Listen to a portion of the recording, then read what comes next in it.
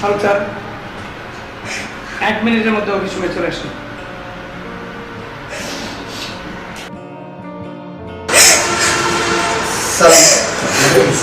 হ্যাঁ, কেন রেখেছি এ ব্যাপারে কি কিছু জানেন না? কেন রেখেছি? কি হচ্ছে এই কলেজে, কি হচ্ছে আজকাল? কি শোনা যাচ্ছে? টিচারদের নামে কি শোনা যাচ্ছে এগুলো? না, কোনো কথা শুনতে পাচ্ছি না। এইরকম ঘটনা শিক্ষক যদি এরকম ঘটনা করে, আর বাকি মানুষ কি করবে?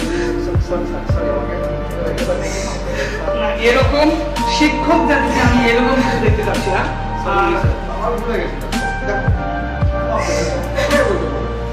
ফারুক স্যারকে বহিষ্কার ঘোষণা করা হলো। আপনি এখন আছেন, বের হয়ে যান, বের হয়ে যান, বের হয়ে যান।